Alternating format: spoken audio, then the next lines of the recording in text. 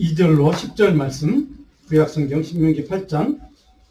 제 성경은 구약성경 274면입니다. 개역개정 사판을 제가 보고 있는데 274면 구약성경 신명기 8장 2절로 10절 말씀 교독하겠습니다. 2절 제가 먼저 봉독합니다. 내 하나님 여호와께서 이 40년 동안에 내게 광야길을 걷게 하신 것을 기억하라. 이는 너를 낮추시며 너를 시험하사 내 마음이 어떠한지 그 명령을 지키는지 지키지 않는지 알려 하심이라. 너를 낮추시며 너를 죽이게 하시며 또 너도 알지를 사며 내 주석들을 알지 못하던 하나님께 미신 것이고 사람이 떡으로만 사는 것이 아니요 여호와의 입에서 나오는 모든 말씀으로 사는 줄 내가 알게 하여 주시니라. 이 40년 동안에 내 의복이 헤어지지 아니하였고 내 발이 굴트지 아니하였느니라. 너는 사람이 그 아들을 징계함 같이 내 하나님 여호와께서 너를 징계하시는 줄 마음에 생각하고 내 하나님 여호와의 명령을 지켜 그의 길을 따라가며 그를 경외할지니라. 내 하나님 여호와께서 너를 아름다운 땅에 이르게 하시나니 그곳은 물자든지 산지든지 시내와 버선과 샘이고 밀과 보리의 수산지요 포도와 무화과와 석류와 감람나무와 꿀의 수산지라. 내가 먹을 것을 주다람이 없고 내게 아무 부족함이 없는 땅이라 그 땅에 너를 천리와 산에서 사는 같이 있습니다. 내가 먹어서 배부르고 내 하나님 여호와께서 떡을 내게 주셨으므로 말미암아 그를 찬송하리라.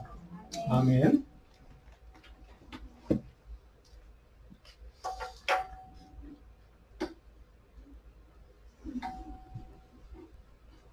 네, 빈센트 반 고흐라는 네덜란드의 화가가 있습니다. 여러분 잘 아실 것입니다. 이분이 이제 후기 인상주의, 인상주의 이렇게 그 화파에 속하는 화가라고 합니다. 저는 잘 모르겠지만 그림을 좋아하시는 분들은 아실 것 같은데 대표작이 있죠. 그 별이 쫙 그려져 있는 밤, 스테어리 나잇이라는 그 유명한 그림을 그린 화가이기도 합니다.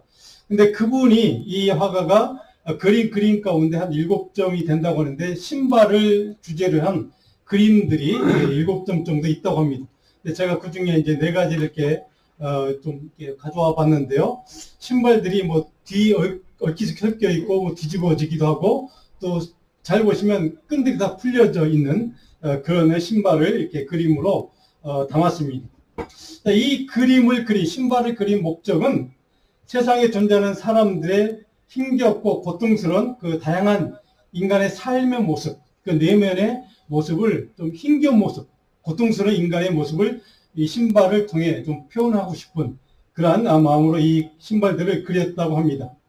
아마 저와 여러분의 인생을 또 지나온 우리 한 해 동안의 삶을 돌아보면 아니면 과거의 우리의 인생을 돌이켜보면 아마 이 신발처럼 이 그림 속에 있는 신발들처럼 때로는 찢기기도 하고 헤어지기도 하고 또 닳기도 하고 또는 여러 가지 위기와 고통과 어려운 문제들 때문에 찢기기도 하는 그런 거칠어진 신발처럼 저희의 삶을 우리의 인생을 그렇게 표현할 수도 있다고 생각이 듭니다.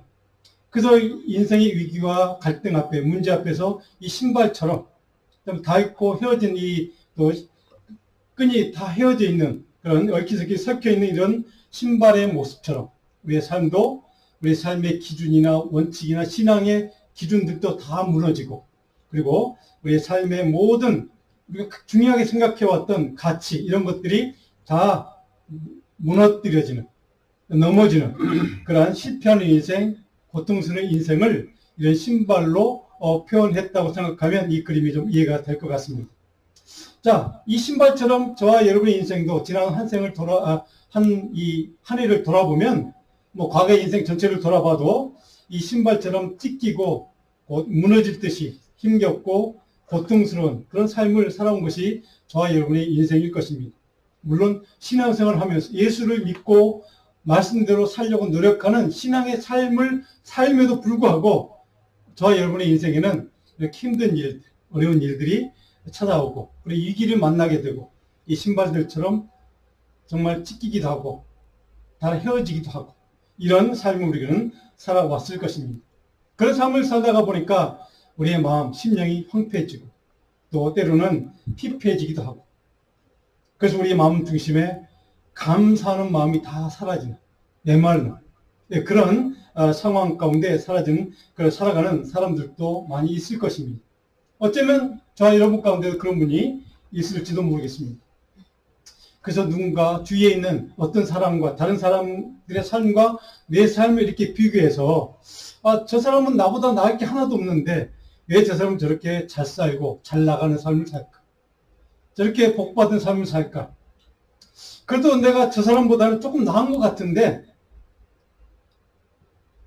왜 나는 저렇게 살지 못하고 항상 결핍되고 어렵고 고통스러운 삶을 살게 되는 것일까? 또 어떤 사람과 비교해보면 그래도 저 사람보다는 내가 그래도 조금은 풍족하고 더 나은 삶을 사는 것 같아서 참 다행이다. 이렇게 누군가의 삶에 자기 삶을 비교하고 늘 그 사람과 비교해서 열등감을 가지거나 혹은 상대적인 결핍감, 부족감, 박탈감으로 더 절망하고 또 우울증에 시달리고 사는 사람도 있습니다.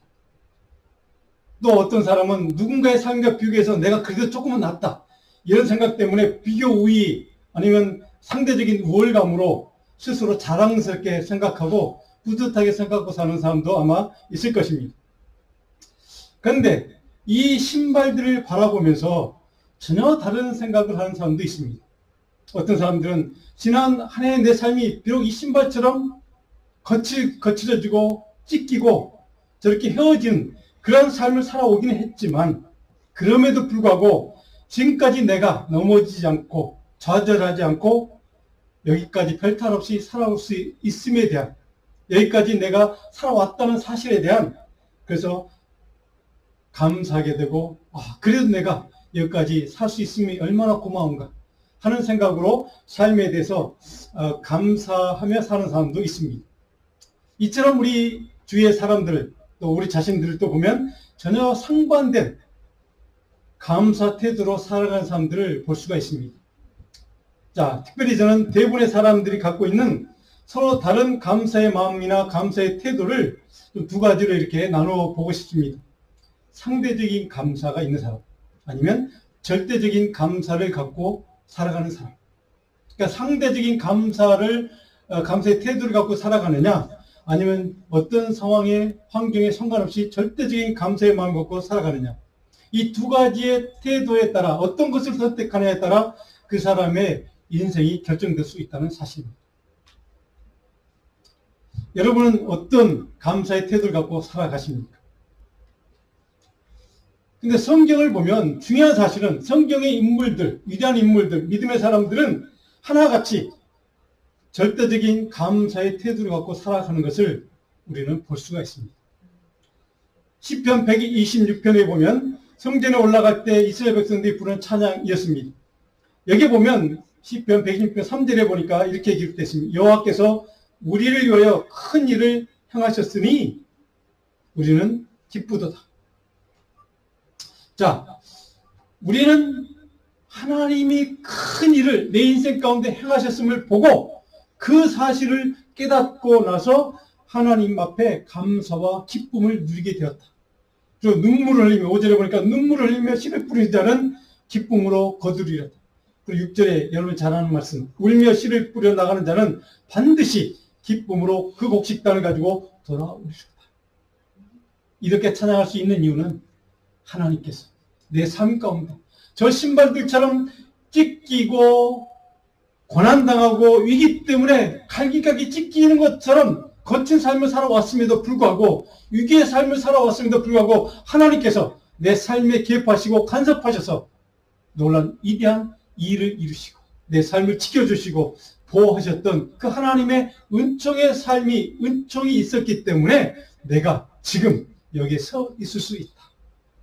바로 이것이 시편 기자가 고백하는 절대 감사의 태도였습니다. 사망의 음침한 골짜기를 통과하는 인생을 살기는 하지만 그럼에도 불구하고 그 순간 하나님을 믿고 의지하고 하나님만을 바라보고 신뢰하면서 자기 인생을 갖고 가는 사람, 그런 사람들은 기쁨의 단을, 기쁨의 열매를 맺을 수 있다는 사실.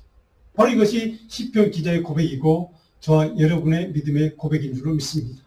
이런 고백이, 이런 간증이 있는 사람이 신실한 하나님의 자녀, 신실한 믿음의 삶을 사는 복된 백성이라는 사실을 우리는 이 말씀을 통해 깨달을 수가 있습니다. 어떤 사람들은 기쁜 마음속의 고통과 아픔을 참아내면서도 하나님의 인도하심을 따라서 묵묵하게 하나님이 지시하는 그 방향, 하나님이 인도하는 그 길로 살아가는 사람, 그래서 하나님이 인도하는 방향대로 자기 인생을 세워가는 사람이 있습니다. 그런 사람들은 반드시 풍성한 수확을 거둘 것이라고 시편 기자는 우리에게 고백하고 간증해 주고 있습니다. 사랑하는 여러분, 이유가 무엇입니까? 왜 그런 간증을 할 수 있게 됩니까? 하나님께서 저희 여러분의 삶 속에 위대하고 놀라운 기적과 같은 하나님의 역사를 이루어 주시는 그분, 그 하나님, 그 주님께서 저와 여러분의 아버지 되심을 믿고 나가는 사람, 그런 믿음으로 하나님을 의지하고 신뢰하고 말씀대로 살아가는 사람, 이런 복된 믿음의 자녀이기 때문에 그런 일이 가능하다는 사실입니다. 저와 여러분이 정말로 하나님의 복된 믿음의 자녀로 살아가는가, 이것이 하나님 보시기에 우리를 평가하는 기준이라고 한다면 오늘 시편 기자가 고백한 것처럼 저와 여러분의 삶이 비록 찢겨진 신발처럼 그런 삶을 살아가는 그런 인생이긴 하지만 그 순간, 그 모든 순간순간 고비고비 위기 때마다 그럼에도 불구하고 하나님께서 여호와 창조주 그분 하나님께서 나의 인생을 인도하시고 내 인생을 간섭하시고 내 인생을 보호하시는 보호자가 되어주시고 믿고 고백한 저와 여러분 되기를 주님으로 축복하고 축원합니다. 그런 삶을 사는 사람, 바로 그 사람에게 찬양과 감사가 넘쳐날 것입니다. 그런 사람만이 절대적인 감사의 태도로 인생을 세워갈 수 있다는 사실입니다. 이것이 절대 감사의 삶을 살아야 되는 이유라고 오늘 시편 기자는 말씀합니다. 자, 바울사도, 신약의 위대한 선생 바울사도는 어떻게 절대 감사를 가르치는가? 빌립보 4장 6절로 7절을 보니까 이렇게 기록되어 있습니다. 아무것도 염려하지 말고 다만 모든 일에 기도와 간구로 너희 구할 것을 감사함으로 하나님께 아뢰라. 감사함으로 하나님께 아뢰라. 그리하면 모든 지각에 뛰어난 하나님의 평강이 그리스도 예수 안에서 너희 마음과 생각을 지키시리라. 아멘. 감사함으로 모든 상황과 환경에 관계없이 오직 하나님 그분을 향해서 절대 감사의 마음과 태도로 살아가면 바로 그 영혼에게 하나님이 은혜를 주시고 그 마음을 지켜주시고 그 생각도 지켜주실 것이다. 바로 이것이 하나님의 백성에게 주시는 절대 감사의 태도를 가지고 살아가는 주의 자녀에게 주시는 하나님의 축복인 줄로 믿습니다.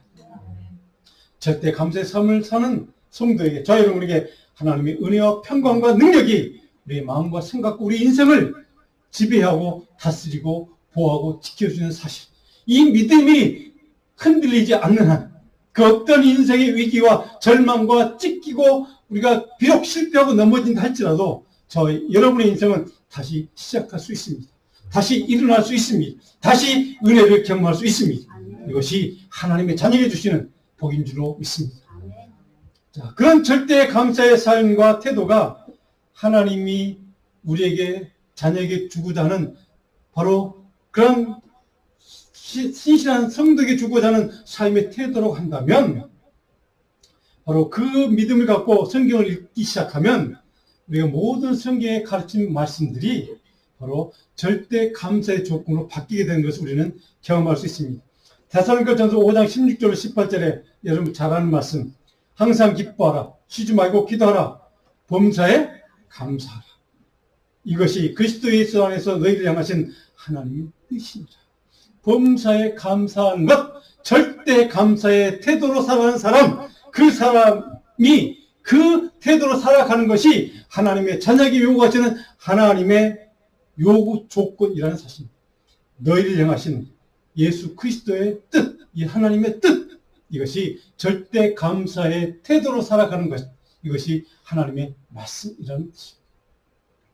이런 절대 감사의 태도를 통해서 놀라운 구원의 은혜를 경험한 한 인물이 성경에 소개되고 있습니다. 누가복음 17장 11절 19절을 보니까 여러분 잘 아는 이야기죠. 10명의 나병 환자, 한센병 걸린 사람 10명이 있습니다. 예수님께서 예루살렘으로 가실 때 사마리아와 갈릴리 사이로 지나가시는 그 순간 10명의 나병 환자가 우르르 몰려와서 예수님께 요구합니다. 주님, 우리 좀 고쳐주세요. 우리 나병 좀 고쳐주세요. 자, 그런 간절한 소원과 간구를 들으신 주님께서 그 10명을 다 고쳐주셨습니다. 근데 그들은 고침받고 다 그 자리를 떠났습니다. 주님에 대해서 고맙다는 말 한마디 없습니다. 근데 그 중에 한 사람이 다시 떠났던 길 돌아와서 돌이켜서 주님께 돌아와서 바로 15절에 이렇게 기록됐습니다. 그 중에 한 사람이 자기가 나온 것을 보고 큰 소리로 하나님께 영광을 돌리며 돌아와 예수의 발 아래에 엎드려 겸손한 태도를 보여주고 있습니다. 감사니 절대 감사합니다. 그는 사마리아 사람, 이방인 한 사람만 돌아와서 예수님께 절대 감사를 표현했다는 뜻입니다. 예수님께서 아버는 어디 가니? 이렇게 질문하시죠. 그 18절 보니까 이 이방인 외에는 하나님께 영광을 돌려 돌아온 자가 없느냐 하시고, 그 19절에 그에게 이르시되 일어나 가라. 내 믿음이 너를 구원하였다. 절대 감사의 태도를 가진 사람에게 하나님 그 영혼을 영원히 생명과 구원의 은혜를 베풀어 주셨다는 사실을 오늘 이 이야기를 통해서 우리는 깨닫게 됩니다. 어떤 사람에게요? 절대 감사를 표현하는 사람, 절대 감사의 태도를 가지고 사는 사람, 어떤 상황과 삶의 조건에 상관없이 항상 하나님께 감사의 마음을 가지고 절대적인 감사를 표현할 줄 아는 그 사람에게 하나님은, 예수님은 절대 구원, 절대적인 영원한 생명까지도, 구원의 은혜까지도 그에게 주셨다는 사실을 오늘 우리에게 증언해 줄 것입니다. 이 말씀 여러분 꼭 기억해야만 합니다. 왜 범사에 감사하라고 바울사도가 얘기했을까? 절대 감사의 원리이기 때문에 그렇습니다. 그런 마음의 태도를 가지고 사는 사람에게 하나님은 그 믿음과 감사의 마음을 보시고 영원한 생명과 하나님의 놀라운 축복과 은혜를 덤으로 부어주시는 이 사실을 저와 여러분이 늘 기억할 수 있기를 바랍니다. 자, 그렇다면 이런 절대 감사의 삶을 살 수 있는 성경적 원리, 핵심적인 비결은 무엇일까? 오늘 보면 우리가 읽었던 신명기 8장에 몇 가지가 나와 있는데 세 가지만 짤막하게 나누고 좀 은혜를 좀 같이 이 아침에 나눠보려고 합니다. 자, 오늘 본문의 신명기의 말씀은 모세가 이제 이스라엘 백성들 출애굽을 다 시킨 다음에 광해 40년 동안을 다 지나온 다음에 돌이켜보면서 이스라엘 백성들에게 마지막 하나님의 약속의 땅 가나안 땅에 들어가서 너희들이 어떻게 살아야 할 것인가를 가르쳐주는 마지막 고별 설교의 내용입니다. 광야의 삶의 40년을 돌아보며 영적인 교훈을 그들에게 주는 가르침이기도 합니다. 자, 첫 번째. 자, 광야 같은 삶에 대한 이 삶에서 끊임없이 풍성하게 부신 하나님의 말씀의 은혜 때문에 절대 감사의 삶을 살아야 한다고 이 모세는 우리에게 가르쳐주고 있습니다. 하나님의 말씀의 은혜 때문에 끊임없이 부어주시는 말씀, 생명의 말씀을 주시는 그 은혜 때문에 절대 감사의 삶을 살아야 한다는 것입니다. 2절로 4절을 보니까 그런 내용이 기록됐습니다. 오늘 본문 2절을 같이 한번 읽어볼까요? 2절입니다. 내 하나님 여호와께서 이 40년 동안에 내게 광야길을 걷게 하신 것을 기억하라. 이는 너를 낮추시며 너를 시험하사 내 마음이 어떠한지 알려 하십니다. 이게 광야라는 말, 이게 오늘 보면 히브리 오늘 미드바르, 이 단어가 마우스 입이라는 뜻입니다. 하나님이 말씀하시는 장소, 입의 역할을 하는 것이 어디예요? 광야. 광야의 인생이라고 우리가 하지 않습니까? 광야와 같은 아까 우리가 봤던 그 신발과 같이 찢기고 낡아지고 헤어지고 거칠어진 그런 인생을 살지만 그런 광야와 같은 인생에서도 하나님은 우리에게 생명의 말씀, 구원의 말씀, 은혜의 말씀을 주기를 원하시는 것이 그 광야와 같은 인생의 현장이라는 뜻입니다. 그런데 이 미드바르라는 광야라는 말, 이 마우스라는 이 말이 히브리 동사 바로 다바라는 말에서 왔다는 사실입니다. 다바르. 이 동사인데 이건 뭐냐면 하나님께서 speak, 말씀하시는 뜻입니다. 광야는 어떤 곳인가? 하나님이 말씀하시는 곳. 우리 인생의 광야에서는 바로 광야를 허락하신 이유, 광야 같은 삶을 주시는 이유, 하나님이 저와 여러분에게 광야에서 말씀하시기 위해서, 말씀을 주시기 위해서, 하나님의 생명의 말씀, 구원의 말씀, 은혜의 말씀을 선포하시기 위해서 광야의 인생을 허락하신다는 의미이기도 합니다. 왜 광야의 그런 거친, 내가 빠진 신발과 같은 삶을, 그런 순간을, 이기의 순간을 우리에게 허락하시는가? 하나님이 그 순간 저와 여러분에게 말씀하시기 위해서, 생명의 말씀을 주시기 위해서 그런 순간을 허락하신다는 의미이기도 합니다. 출애굽 40년 동안 광야의 삶을 사는 이스라엘 백성들에게 훈련과 연단을 하신 이유가 무엇입니까? 하나님의 말씀을 주기 위해서, 구원의 말씀, 생명의 말씀을 그들에게 허락하기 위해서 광야의 40년을 허락하셨다는 의미이기도 합니다. 마찬가지로 저와 여러분의 인생 가운데 광야의 삶을 허락하신 이유, 그 목적이 무엇인가? 말씀으로 저와 여러분을 훈련하기 위해서, 연단하기 위해서, 강하게 만들기 위해서, 하나님의 믿음의 자녀답게 살 수 있는 능력과 권능과 하나님의 말씀 앞에 순종하는 삶을 살 수 있도록 은혜 주기 위해서 광야의 삶을 허락하신다는 의미이기도 합니다. 결국 하나님의 생명의 말씀을 주기 위해서 광야의 삶을 허락하신다. 그 3절에 보니까 그 이유가 무엇인가? 너를 낮추십니다. 너를 줄이게 하시며 또 너도 알지 못하여 내 조상도 알지 못하던 만나를, 내게 만나는 생명의 뜻, 말씀을 상징하는 말이기도 합니다. 만나를 내게 먹이신 것은 우리가 잘 아는 말씀이죠. 사람이 떡으로만 사는 것이 아니라 여호와의 입에서 나오는 모든 말씀으로, 광야에서 주시는, 하나님의 입술에서 나오는, 광야의 인생에서 주시는 생명의 말씀으로 살도록 만들기 위해서. 사랑하는 여러분, 광야의 삶의 목적이 여기 있다는 사실을 정확하게 모세는 우리에게 가르쳐주고 있습니다. 하나님 말씀, 계명, 율법으로 사는 영원한 지혜를 배울 수 있는 것이 인생의 광야라는 사실을 오늘 성경은 우리에게 다시 한번 확인해 주고 있습니다. 그래서 4절에 보니까 이 40년 동안에, 그 광야의 인생 40년 살아오는 그 광야의 삶 동안에 내 의복이 휘어지지도 않았고 내 발이 부러지지 않은 것을 너희들은 경험으로 알 수 있을 것이다. 광야의 40년 동안 너희들이 고난, 이 배고픔 때문에, 굶주림 때문에, 목마름 때문에 너희들 고통 당해 본 적이 있니?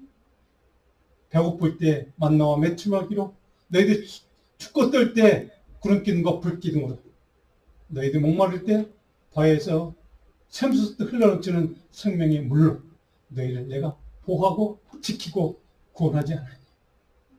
사랑하는 여러분, 이것이 광야의 삶을 사는 저와 여러분에게 주시는 하나님의 축복이요, 그 경험을 통하여 하나님의 생명의 말씀을 통하여 저와 여러분의 삶을 하나님의 길로, 예수 그리스도의 복음의 길로 인도하기 원하는 그 광야, 그 광야의 인생을 절대 감사의 태도로 통과하시는 저와 여러분 되기를 주님으로 축원합니다.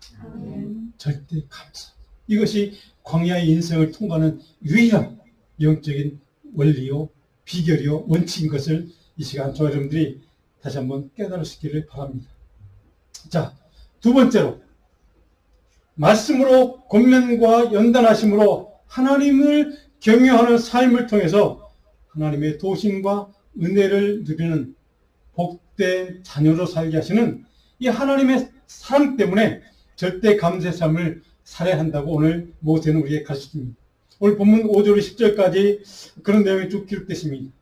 5절을 보시면 이렇게 기록되어 있습니다. 너는 사람이 그 아들을 징계함 같이 내 하나님 여호와께서 너를 징계하신 줄 마음에 생각하고, 사람으로 백성들을 광야에서 징계한다는 뜻입니다. 여기 징계한다는 말은 우리가 징계 그러면 책망, 처벌을 얘기하는 뜻이기도 합니다. 그런데 히브리 언어의 이 징계한다는 말은 야사라는 단어, 이 말은 뭐냐면 디스플린, 연단, 훈련을 뜻하는 단어입니다.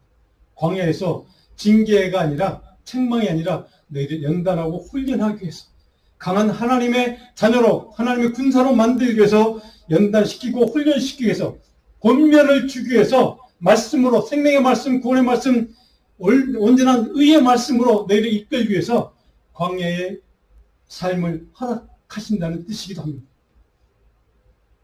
6절에 보니까 그래서 우리가 할 일은 뭡니까? 그를 경외할지니라. 하나님을 경외하고 예배하고 경배하는 것이 광야의 삶을 통과하는 모든 인생들이 해야 될, 하나님께 드려야 될 삶의 태도라는 것입니다.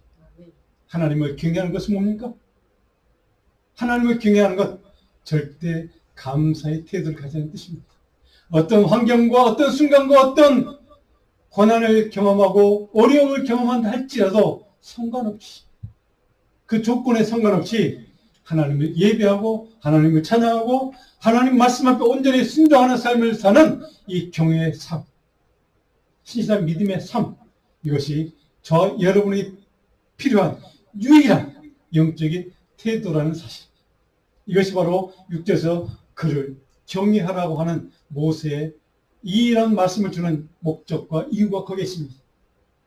비록 죄와 허물 때문에 하나님의 책망과 꾸짐과 징계를 받는다 할지라도 바로 그것을 통해 하나님을 경외하는 삶을 배울 수 있다면, 하나님만을 온전히 순종하는 믿음을 배울 수 있다면 바로 그 광야의 인생이 결코 헛되지 않는다는 사실, 그 광야의 인생이 오히려 복으로 변화된다는 사실을 저희를 오늘 깨달을 수 있기를 간절히 축복하고 축원합니다. 이것이 하나님을 경외하라고 하는 모세의 그 말씀을 주시는 그의 모세의 마음속에 있는 품은 뜻이요 우리를 향한 그런 권면이기도 합니다. 자, 세 번째로 교만하지 않고 생명과 구원과 복의 끊으신 여호와 하나님을 영원히 잊지 않고 기억하는 믿음을 보이면 그 믿음을 통하여 복 주시는 은혜가 있기 때문에 바로 절대 감사의 삶을 살라고 오늘 모세는 우리에게 가르쳐줍니다. 11절로 18절을 보니까 그 내용이 쭉 기록됐습니다. 11절을 제가 읽어봅니다. 내가 오늘 내게 명하는 여호와의 명령과 법도 규례를 익히지 않냐고 내 하나님 여호와를 잊어버리지 않도록 삼갈지어다. 잃어버리지 않도록, 하나님을 망각하지 않도록 삼갈지어다. 이게 삼간다는 말을 여러분 좀 기억했으면 좋겠습니다. 삼간다는 말 어떤 얘기입니까? 끝까지 지킨다는 뜻입니다. 하나님의 말씀과 규례와 명령과 생명의 말씀을 끝까지 망각하지 않고 지키고 그것을 우리의 삶 속에서 순종한다는 뜻입니다. 그래서 그것이 삼갈자, 이 단어 속에 포함되어 있는 이 말씀의 의미입니다. 자, 13절, 14절 같이 한번 읽어볼까요? 또 내 소유가 다 풍부하게 될 때 내 마음이 교만하여 내 하나님 여호와를 잊어버릴까 염려합니다. 사랑하는 여러분, 이것이 모세가 경고하고 우리에게 권면하는 말씀입니다. 우리의 소유가 풍부할 때, 풍족해질 때 하나님의 은혜로, 하나님의 우리에게 모든 것을 공급해 주는 은혜로 말미암아 우리가 풍족하게 되는 그 순간, 차고 넘치는 그 삶을 사는 순간 내 마음이 교만해졌어. 교만해졌어. 내 하나님 여호와를 잊어버릴까 염려한다. 그래서 너희들에게 필요한 것이 있다면 광야의 삶을 통과해야만 하는 것이다. 이것이 하나님을 잊지 않고 말씀을 기억하고 하나님의 말씀으로 너희들이 영적으로 훈련받는 바로 받아야 될 이유가 거기 있다 라고 하는 모세의 말씀이기도 합니다. 그래서 16절에 보니까 광야에서 우리에게 만나를 먹여준 이유가 뭐라고 되어 있습니까? 이는 다 너를 낮추시며 너를 시험하사 마침내 내게 복을 주려 하심. 마침내 무엇 때문에요? 너희에게 하나님이 주시고자 하는 복, 그 은혜를 누리도록 만드는 하나님의 사람, 믿음의 사람, 복의 사람이 되도록 만들기 위해서 광야의 훈련이, 광야의 연단이, 광야의 그런 시련을 너희 허락하신 이유가 겁니다.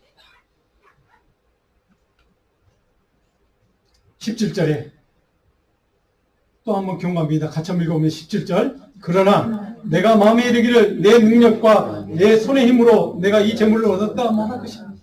내 능력, 내 지혜, 내 지식, 내 권능, 내 힘으로. 자, 이것이 모세가 경고하고 여러분들에게 권면하는 말씀입니다. 교만하지 말라는 뜻입니다. 내 능력이 아니라는 뜻입니다. 내 힘이 결코 아니라는 뜻입니다. 오늘 우리가 여기 서 있는 것,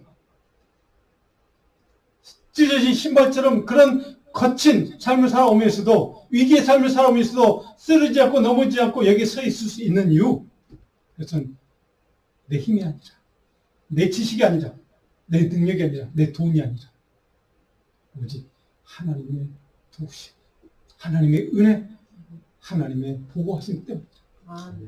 이것이 오늘 저와 여러분이 깨닫기 원하는 모세가 우리에게 이 말씀을 주시는 이유가 거기에 있습니다.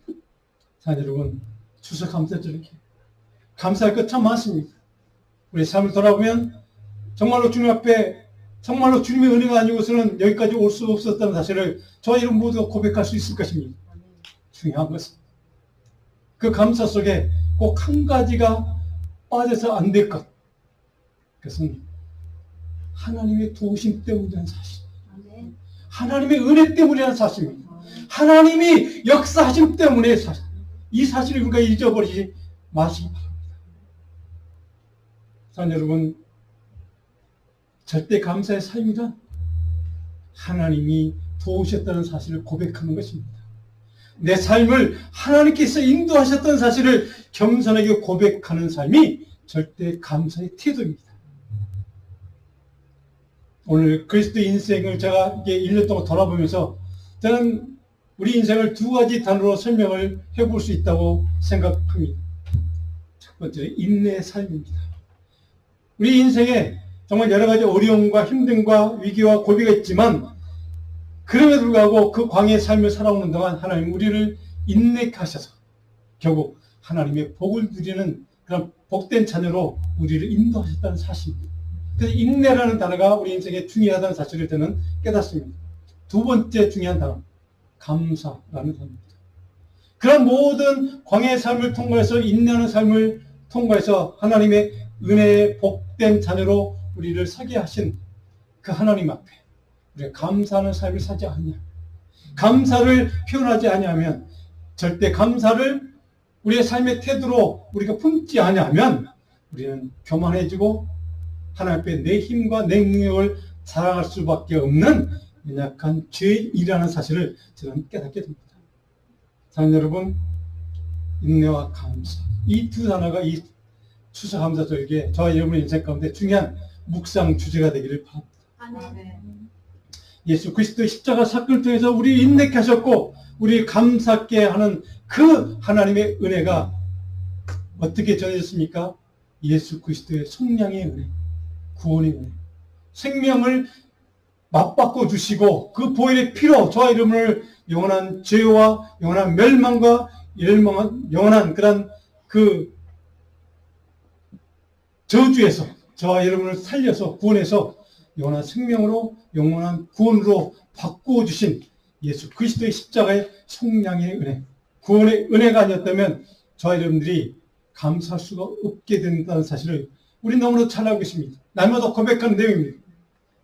디도서 2장 11절 14절에 바울 사도가 이렇게 우리에게 가르쳐줍니다. 모든 사람에게 구원을 주시는 하나님의 은혜가 나타나 우리를 양육하시되 경건하지 않은 것과 이 세상 정욕을 다 버리고 신중함과 의존과 경건함으로 이 세상에 살고 그가 우리를 대신하여 자신을 주심은 모든 불법에서 우리를 속량하시고 모든 죄에서 모든 저주에서 모든 심판에서 우리를 구원해 주시고 우리를 깨끗하게 하사 정결하게 하사 선한 일을 열심히 하는 자기 백성이 되게 하려 하십니다.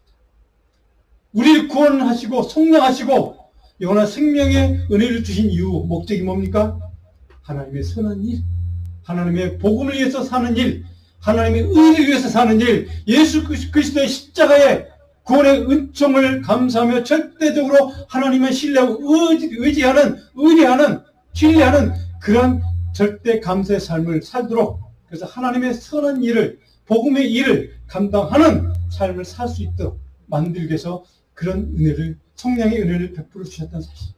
이것이 오늘 바울사도가 에베소 1장 7절에서 이렇게 고백하는 이유이기도 합니다. 우리는 그리스도 안에서 그의 은혜의 풍성함을 따라 그의 피로 말미암아 속량 곧 제사함을 받은 자.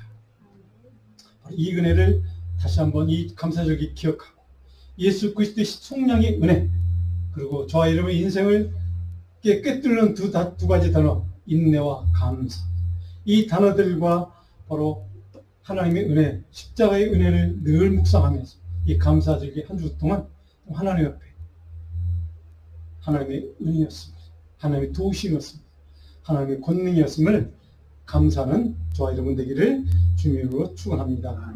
한 가지 이야기로 마무리를 하려고 합니다. 토마스 에디슨이라는 인물을 우리는 잘 알고 있습니다. 발명 왕이라고 불리는 인물이죠. 에디슨이 한창 젊은 시절부터 귀가 잘 안 들렸다고 합니다. 그러니까 청각장애를 가진 사람이죠.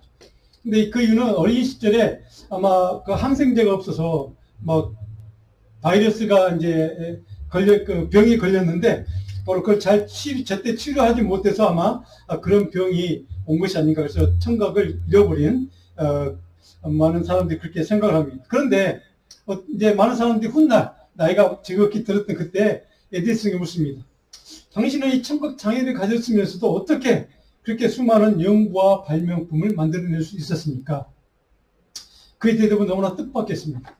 그것은 내가 귀가 어두워졌기 때문입니다. 주위가 아무리 시끄럽고 그 시끄러운 소리를 잘 듣지 못하니까 나를 방해하는 그 어떤 소리가 들려도 나는 들을 수 없어서 연구에만 발명에만 몰두할 수 있게 됐습니다. 그래서 산만해지지 않고 집중해서 몰두해서 그 일을 하다가 보니까 이런 많은 발명품들을 개발해낼 수 있었습니다. 잠도 잘 잘 수 있었고 그래서 내가 귀가 들리지 않은 것에 대해서 나는 늘 감사하고 있습니다. 청각장애라는 인생의 위기와 고난과 불행의 그 문제를 안고 있으면서도 그는 한탄하거나 원망하거나 불평하지 않고 오히려 그런 환경에서, 그런 조건에서도 감사할 조건을 찾아서 절대 감사의 삶을 살았기 때문에 그런 놀라운 발명품들을 만들어낼 수 있었던 고백이기도 합니다. 저는 에디슨처럼 저와 여러분, 우리 자녀들의 삶이 이렇게 절대 감사의 삶을 이 성경적인 원리와 원칙을 깨닫고 그 원칙대로 살아가는 복된 백성들 되기를 주님의 이름으로 다시 한번 축원합니다. 오늘 주보에 보시면 8절 말씀이 로마 8장 35절 말씀을 6절 말씀 한 주간 동안 묵상하기를 원하는 말씀입니다. 그리고 또 한 가지 말씀이 있죠. 제가 주보에다 적어놓았던 말씀인데 한번 볼까요? 시편 50편 23절의 말씀도 여러분들이 한 주간 동안 묵상할 수 있기를 바랍니다. 그래서 주보 보시면 제가 시편 말씀이 기록되어 있죠. 같이 한번 읽어봅니다. 감사로 제사를 드리는 자가 나를 영화롭게 하나니 그의 행위를 옳게 하는 자에게 내가 하나님의 구원을 보리라. 아멘. 기도하겠습니다.